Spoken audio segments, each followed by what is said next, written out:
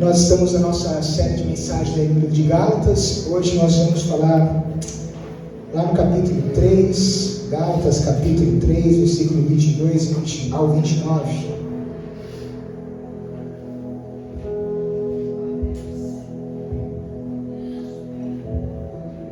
Gálatas 3, do 22 ao 29.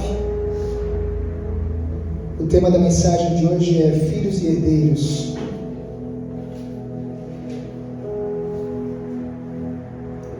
Você encontrou? Diga amém. Amém. Diz assim, na tradução que veio: mas a Escritura encerrou tudo debaixo do pecado, a fim de que a promessa que é pela fé em Jesus Cristo fosse dada aos que creem.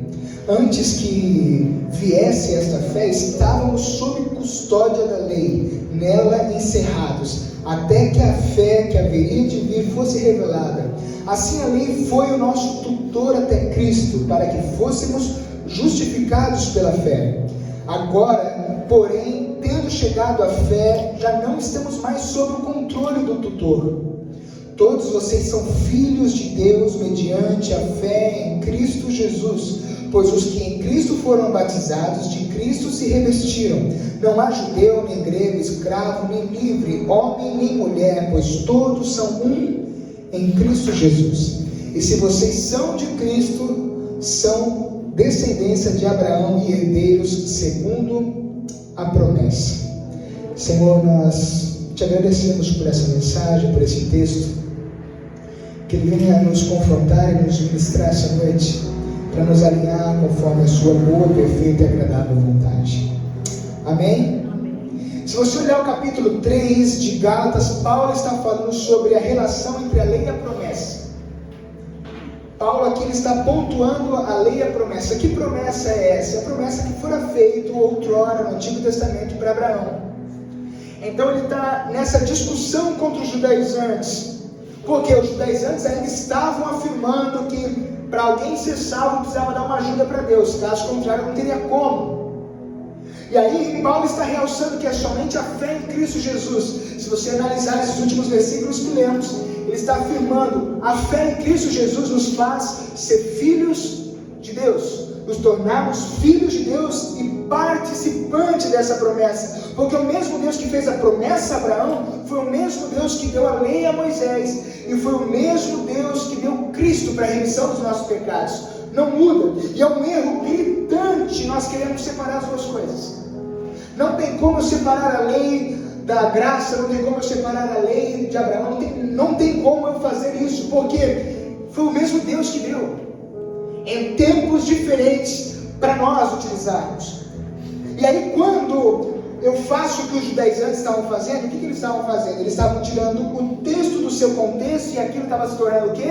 Um pretexto. Porque tudo que eu tiro do seu contexto se torna um bendito pretexto, e não tem base bíblica nenhuma para pretexto. Conhece aquela pessoa que ela é a pessoa do versículo? Conhece? Ela discute com você só com o versículo, mas ela não consegue te dar o contexto. Ah, pastor, vigiar e orar porque o espírito é forte, mas a carne é fraca. Tá, e qual o contexto disso? Não tem, é só isso, pastor.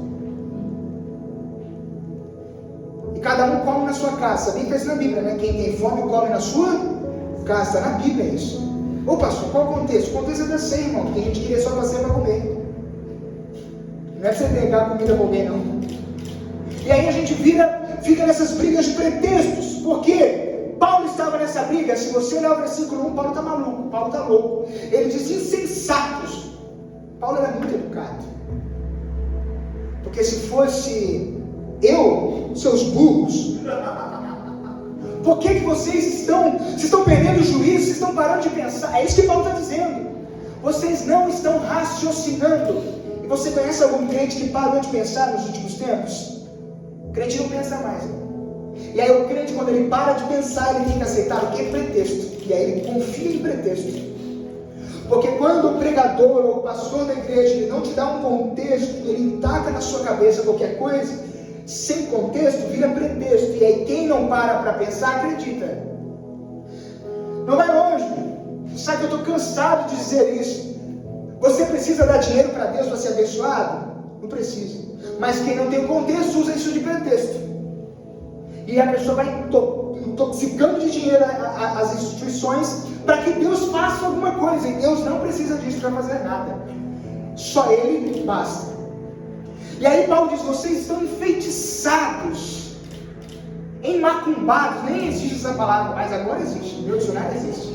Emacumbados, alguma coisa está acontecendo. Porque vocês não estão pensando, vocês não estão acreditando no verdadeiro evangelho e estão regredindo para voltar para a lei. Vocês não estão mais no Espírito. É isso que Paulo está dizendo. Quando eu regrido, existe isso? Estou certo nessa. Quando eu volto atrás, eu dou uma regredida. Meu Deus, tem passado em português, né? É maluco. Me chega e pede para mim. Eu saio do Espírito. Porque andar com Deus é uma constância, é uma progressividade. Eu vou progredindo, não posso regredir. E a gente vive num período onde as pessoas não progridem, elas só regridem e acham que estão progredindo. Por que elas acham? Porque as coisas acontecem. Não é porque milagre acontece que você está progredindo. Não é porque dinheiro está na conta que você está progredindo. Não é porque as coisas estão dando certo, quer dizer que você está progredindo. E aí Paulo está iluminando a ideia de quanto eles estavam regredindo. Ele está pontuando o quanto vocês estão sendo tolos de regredirem, de abandonarem esse evangelho verdadeiro, genuíno, puro e gracioso, para se tornar de novo preso da lei. E aí esse texto que nós lemos nos ensina 4 lições. Primeira lição: a lei não traz perdão, mas aponta o caminho para a redenção. Está lá no versículo 22. Se você olhar, você vai perceber que a lei não te traz perdão. Não tem como a lei te dar perdão. Mas ela nos aponta o caminho para a redenção. Paulo não diz que a lei contradiz a promessa. Ele só está dizendo que ela aponta e ela coopera para a promessa.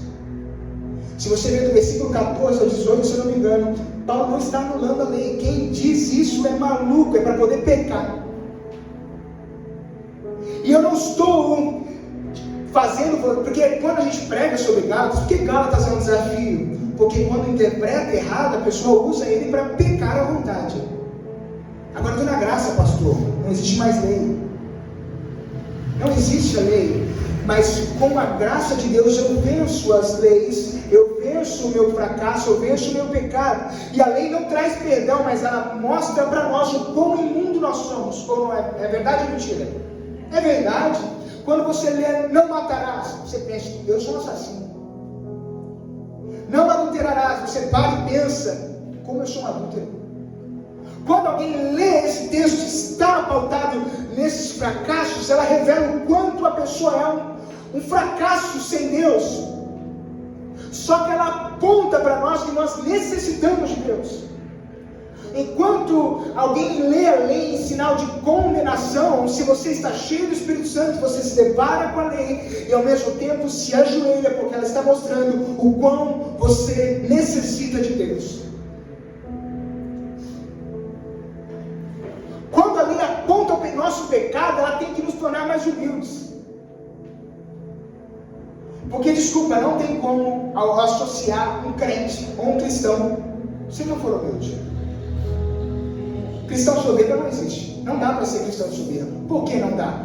Porque Jesus era humilde. A si mesmo se esvaziou, se humilhou. Deus abate os soberbos e levanta os humildes. O evangelho não é para popstar. O evangelho é para sentar com todos, sem fazer acepções de pessoas. E aí quando eu me deparo com a lei, ela tem que trazer em mim também o quê? Quebrantamento. Eu preciso estar aquebrantado. A gente não se quebranta mais. A gente chora porque o carro deu ruim, porque não passou naquela prova, porque alguma coisa ruim está acontecendo. Mas a gente não se quebranta mais quando a gente fala com Deus. Nós precisamos recuperar esse temor. Porque algumas pessoas só apontam o pecado é errar o alvo. É verdade. E a gente está achando que aquele alvo de ficar atacando um negocinho para ficar brincando de competitividade, que acerta no meio ganha. Não. Porque quando eu erro o alvo em Cristo, logo eu entristeço o Espírito Santo. E se isso não me causa tremor e temor, eu morri e ainda não sei. A lei é como um espelho revelando quem você é e ao mesmo tempo apontando: Mateus, você precisa ir para esse caminho que é onde te leva a Cristo. Porque somente Cristo vai fazer você vencer as coisas. A lei não traz vida, porque se a lei trouxesse vida, Cristo não precisaria morrer na cruz, porque só quem traz a vida é Cristo. E se a lei trouxesse vida, Jesus não precisaria morrer naquele tempo. Por quê? Porque todos seguiam a lei. Eles disputavam para ver quem seguia mais a lei. Eles tinham orgulho de fazer jejuns e bater no peito e dizer que estavam jejuando, para mostrar que estavam seguindo a lei. Só que eles tinham o coração endurecido. Não adianta você seguir a lei se o seu coração é duro. Não adianta você frequentar uma igreja se o seu coração está endurecido. Não adianta você ajoelhar para orar se o seu coração está endurecido. A graça que Paulo prega é aquela que nos leva a um discipulado com Cristo. E o discipulado com Cristo é confrontador. Por quê? Não tem como eu me esconder. Não tem como eu fingir. Não tem como eu colocar minha roupinha de gospel e ele falar: Deus, você está gospel hoje, que lindo, filho. Não tem como. Você pode colocar o terno mais brilhoso, o vestido mais canela de fogo. Ele sabe quem você é. Segunda lição: a lei sem a fé é uma prisão de condenação. Está lá no versículo 23. A lei traz a consciência do pecado, mas ela não remove. A lei aponta que eu estou em pecado, mas ela não consegue remover. Eu afirmo, não estou retirando a lei. Eu estou dizendo que a lei não remove o nosso pecado, mas ela é essencial para mostrar quem nós somos. Porque a gente está numa era que tudo pode, não é verdade? Ah, você pode pecar? Pode, irmão. Não é isso que fala aí? Jesus te ama. Está de braço aberto, e morreu de braços abertos para você pecar à vontade. Não é isso? Não. Todos os nossos pecados têm as suas consequências. Ele morreu para que nós não perecêssemos os nossos pecados. Porque depois de Adão, todos foram destituídos da glória de Deus. Todos pecaram. Está lá em Romanos 3:23. Só que aí Cristo veio, rasgou o véu, nos deu livre acesso para que nós vivêssemos pecando, para que nós tratássemos Ele como qualquer coisa. Só que sem a graça, a lei te prende no pecado e você não consegue vencer. Todo mundo que tenta vencer o seu pecado por si só, não vence. Por que não vence? Porque eu só consigo vencer o meu pecado, as minhas fraquezas, se eu estou debaixo da graça de Deus. Porque a graça de Deus ela é poderosa, não é somente um favor imerecido. Luciano Subirá diz que a graça de Deus ela é transformadora. A graça de Deus nos transforma. A graça de Deus nos habilita a vencer dilemas que pessoas comuns não conseguem vencer. Por que pessoas comuns? Porque eu não consigo acreditar que alguém que está em Cristo é comum. É alguém que vive no extraordinário, não é alguém ordinário. Porque você só chegou até aqui porque você está vivendo no extraordinário. E a gente acha que viver no extraordinário é só milagre. Não, irmão. Sustentar e ficar da maneira que você ficou, com altos e baixos, é porque você está no extraordinário de Deus.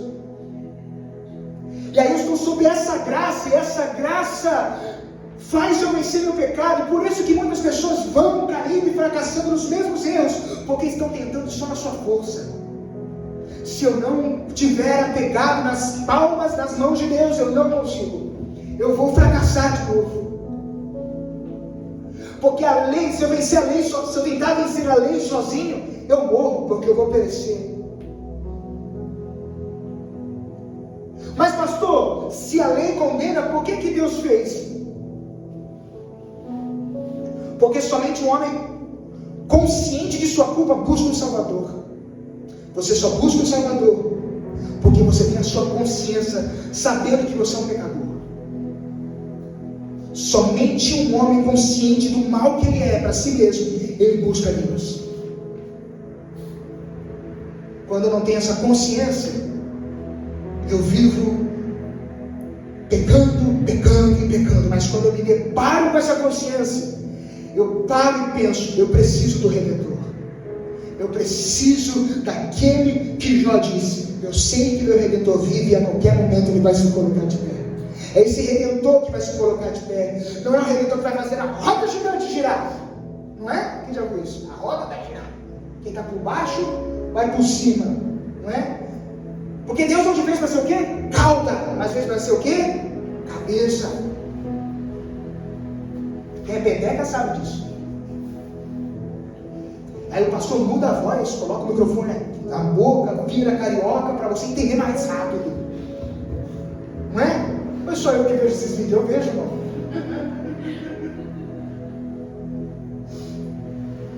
Mas não é sobre isso.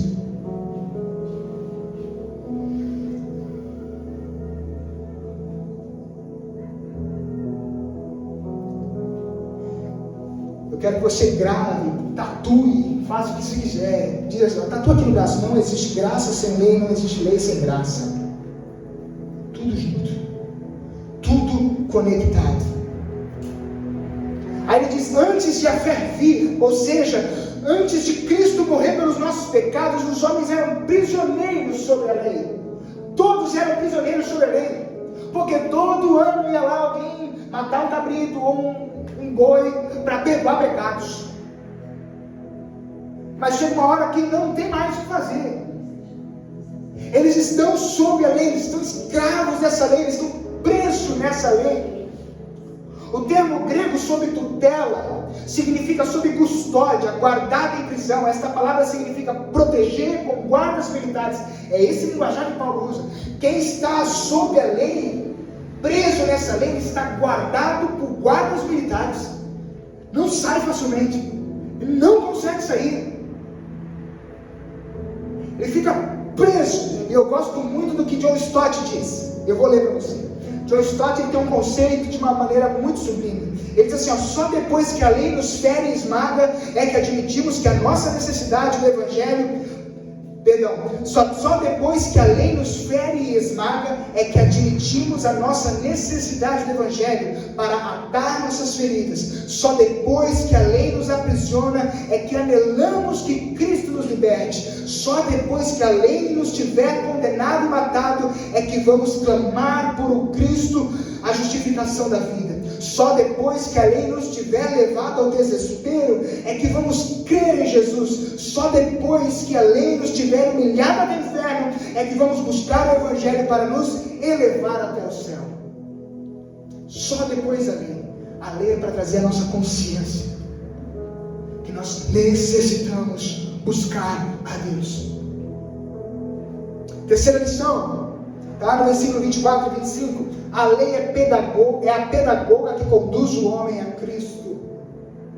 A palavra tutor no grego é paidagogos, que significa tutor, guia e guardião de crianças. Ao contrário do que você entende hoje sobre pedagogo, você entende que um pedagogo hoje ele é o que? Um professor, não é verdade? Mas naquele período não era isso, ele não tinha a função de ensinar, mas ele tinha a função de disciplinar, era um disciplinador severo, obrigando o menino a obedecer. É sobre isso que Paulo está falando.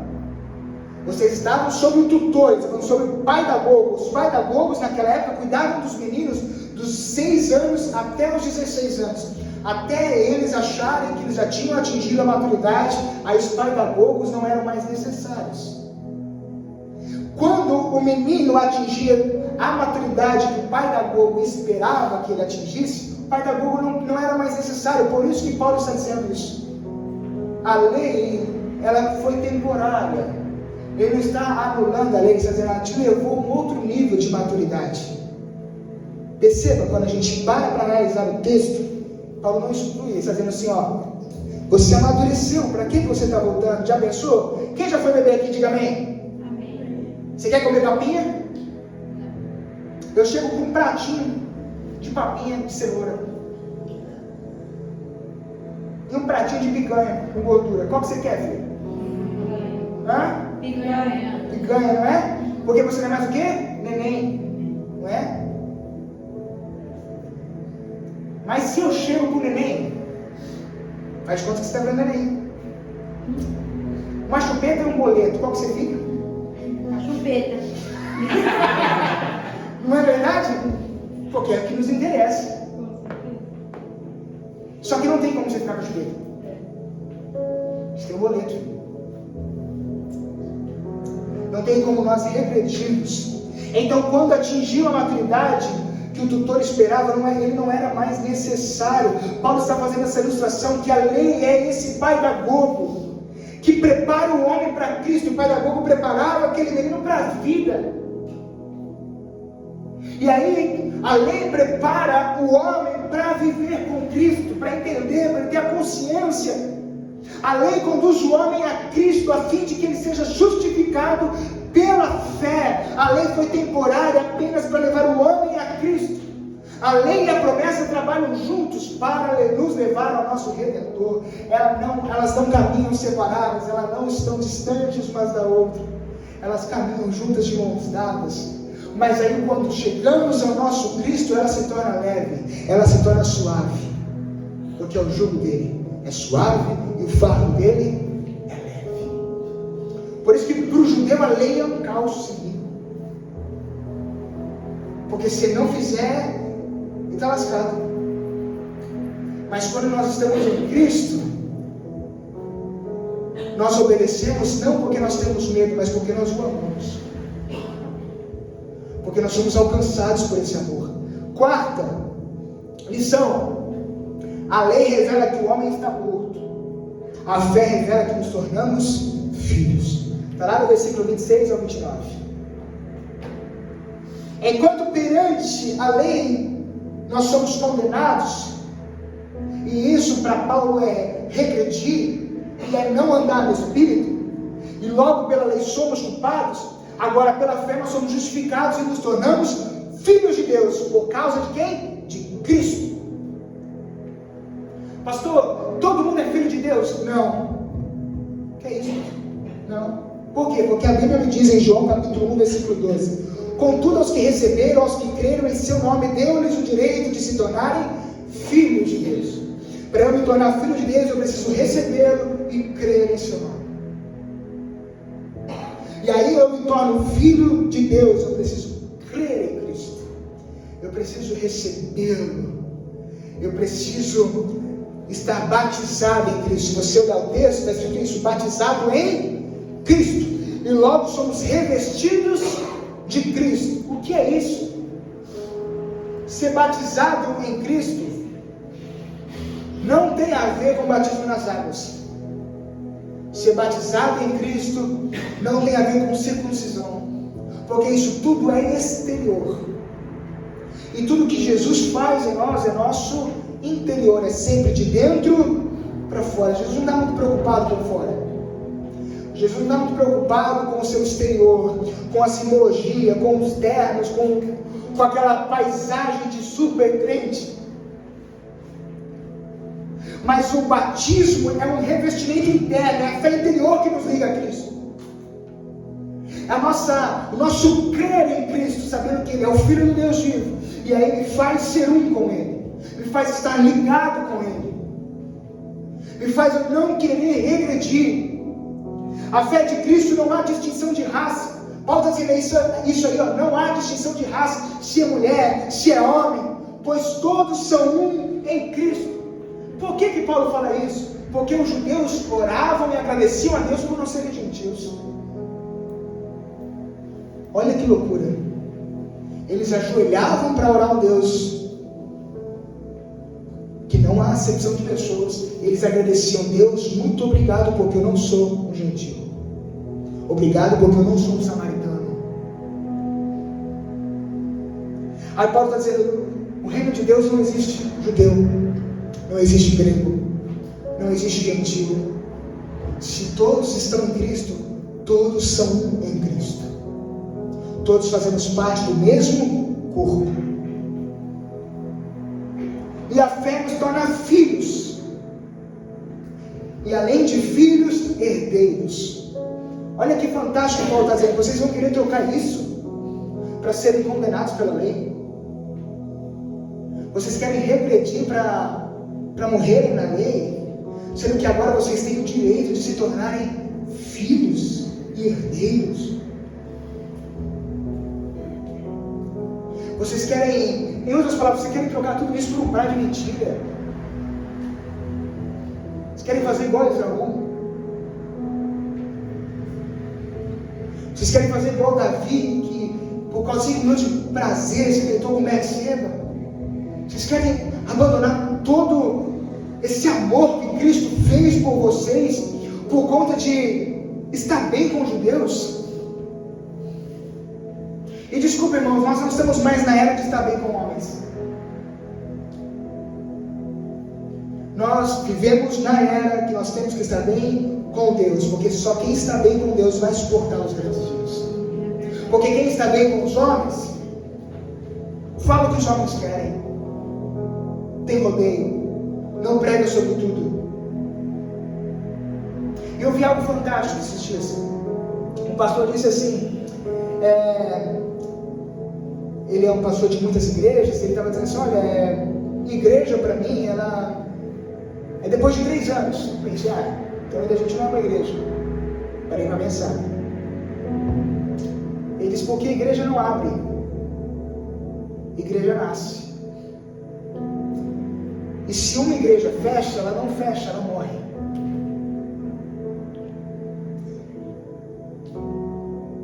E tem muita gente abrindo igreja. Por isso que muitas igrejas estão fechando. E na verdade, quando elas fecham, tem gente que diz, fechou, como se fecha uma mercearia, como se fecha um mercado, como falha alguma coisa. Não, é algo que morreu. Se nós fecharmos as portas, é algo que morreu. Quando nós entendemos que a igreja ela não abre, ela nasce, nós entendemos que nós fazemos parte para que isso aconteça. Eu não terceirizo, eu não jogo só para uma pessoa. A igreja para ficar aberta não depende do pastor, primeiro ela depende de Deus. E nós, como corpo de Cristo, em oração, fazemos para que ela mantenha-se aberta. Mas a pessoa faltou e o pastor não chamou. Chame você. Porque às vezes eu posso estar tarefado chamando uma outra pessoa. Se você viu, chame você. Ela nem vai lembrar que eu existo naquele momento. Porque nós somos um corpo. Quem quer exclusividade não nasceu para estar em igreja. Não estou me ausentando da minha função pastoral, claro que não. Eu tenho que cumpri-la. Só que pensa, se eu tiver 10 pessoas para aconselhar no mesmo dia, eu não consigo dar conta. Se nós temos você junto, nós conseguimos mais fácil. Se você lembra de alguém, dá um abraço em alguém, a pessoa às vezes nem vai lembrar que o pastor existe. E eu acho que esse é um fator principal da igreja.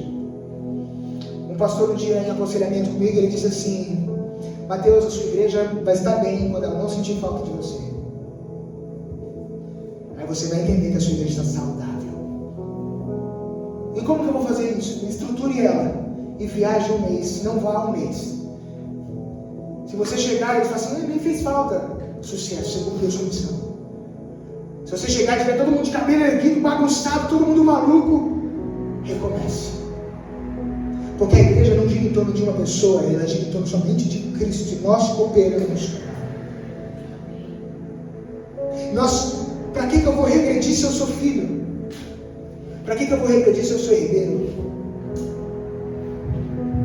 Herdeiro que a promessa que Deus fez a Abraão, pois a partir de Cristo espiritualmente todos os salvos são descendentes desse pai da fé. Essa promessa fala sobre a herança da justificação, da salvação e da bem-aventurança eterna. É sobre isso que Paulo está falando. Vocês foram justificados, vocês foram comprados, vocês foram selados, vocês foram salvos e terão a bem-aventurança eterna. Para que vocês querem viver nesse jugo?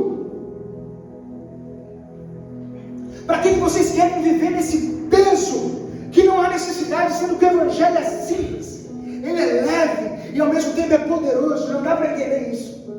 Ao mesmo tempo que ele é leve, ele é poderoso, ele é um arrastão. Ao mesmo tempo que ele é sutil, ele derruba cárceres. Ao mesmo tempo que o Espírito Santo é consolador, é o mesmo que faz as cadeias tremerem. E quando eu abro um parêntese para a gente entender uma situação, quando eu não estou conectado com Deus, quando eu não estou ligado com Deus, eu não entendo o que Ele quer fazer naquela hora. Lembra de Paulo e Silas na prisão? Um cantava e o outro orava. Sem contar que eles apanharam muito antes de estar ali. Eu não sei se você sabe, Paulo poderia ter dito: em mim você não pode bater porque eu sou cidadão romano. Você pode só bater em Silas. Mas Paulo fez o quê? Ele foi amigo. Paulo foi leal. Você vai apanhar, filho? Fica quieto, eu vou apanhar junto com você. Porque nós caminhamos pelo mesmo propósito. Vai preso, você canta, eu oro. Se você cansar, deixa comigo que eu canto. Daqui a pouco tudo começa a tremer. Quando a gente não está em sintonia com Deus, as correntes se quebram, a cadeia se abre. Você ia fazer o quê? Você ia fugir? Você ia correr, irmão. Abriu tudo, Jesus abriu, meu Deus, é hora de fugir. Paulo foge? Não. Porque Paulo deve ter entendido que Jesus não abriu isso aqui para a gente fugir. Provavelmente é para alcançar alguém. Aí todos os perseguidores: não foge não. Bandidinho, fica aqui. Não vai fugir. Você vai ficar aqui. Porque quem abriu isso aqui foi meu amigo. Você não vai fugir, senão ele prende a gente de novo. Aí quando... Isso é uma analogia minha, não está isso na Bíblia explícita. Mas quando você ler, você vai imaginar isso aqui. Aí daqui a pouco o guarda chorando, desesperado: agora eu vou morrer. Aí Paulo: calma, não temas. Nós não fugimos. Nós estamos aqui. E o que eu faço para viver isso que vocês estão vivendo? Crê em Jesus, será salvo tu e a sua casa. Quando eu estou atento com Deus, eu entendo o que Ele quer fazer. E a gente precisa estar conectados em Deus para entender o tempo que Ele está fazendo as coisas. Para entender o que Ele quer de nós. Porque às vezes é hora de fugir, às vezes é hora de ficar.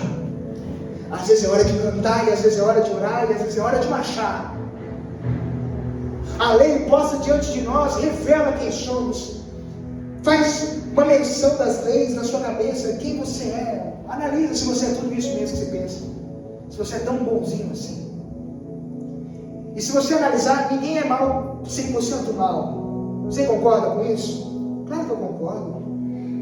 Por quê? Porque Jesus disse. Jesus disse: se um homem sendo mal sabe dar boas coisas aos seus filhos. Então, ou seja, eu sou mal. Mas eu concordo com Calvino, que Calvino diz: se o que eu faço é bom, não vem de mim, é de Deus. Então eu sou bom quando Cristo está comigo. Quando Ele está fixo dentro de mim. Talvez você se apegou na lei, se excluiu, abandonou a fé, o Evangelho. Talvez não achou mais digno de servir a Cristo. Porque a lei faz isso, a lei nos exclui.